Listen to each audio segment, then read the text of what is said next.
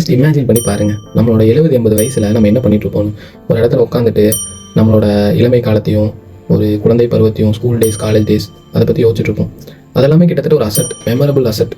So அதை வச்சு தான் நம்மளோட அந்த 80s 90s நாட்களை கடத்த போகிறோம். கன்ஃபார்ம் அப்படி தான். இப்போ இருக்க எல்லாருமே அப்படி தான். அவங்களோட பாஸ்ட் டென்ஸை பற்றி யோசிச்சுட்டு தான் இருப்பாங்க. ஏன்னா அவங்களுக்கு ஃபியூச்சர் டென்ஸ்ன்றது ரொம்ப கம்மியாக தான் இருக்கும். ஸோ அவங்களோட கடந்த காலத்தை தான் நிறைய யோசிப்பாங்க, அதை பற்றி நினைப்பாங்க, அதில் என்னென்ன மிஸ்டேக் பண்ணுவோம், அதில் எவ்வளோ சந்தோஷமாக இருந்தோம் அப்படின்னு நினைப்பாங்க.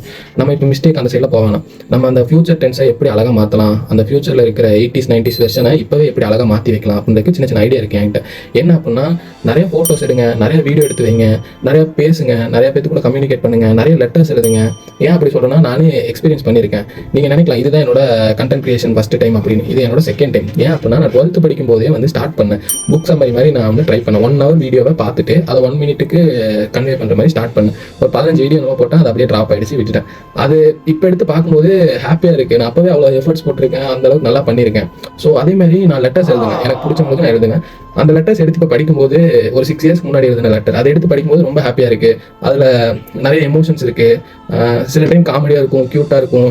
அதெல்லாமே நம்ம இந்த ஒரு 6 yearsல இவ்வளோ ஃபீல் பண்ணுறோம். நம்ம ஒரு 60 years கழிச்சு எப்படி இருக்கும், சூப்பராக இருக்கும்ல. ஸோ அந்த அழகான மெமரிஸை நம்ம இப்போவே கிரியேட் பண்ணோம்னா ஃபியூச்சரில் அந்த மெமரிஸோட அழகாக நம்ம வாழ்க்கையை கழிச்சிட்டு போகலாம். ஒரு வீடு கட்டுறதுக்கு எவ்வளோ திங்ஸ் தேவைப்படுது, அந்த மாதிரி நம்மளோட ஃபியூச்சரை டெவலப் பண்ணுறதுக்கு நம்மளோட பாசிட்டிவான லைஃபும் நிறையா மெமரிஸும் தான் தேவைப்படும். அவ்வளோதான். நீங்களும் வீடியோஸ் எடுங்க, ஃபோட்டோஸ் எடுங்க, லெட்டர்ஸ் எழுதுங்க.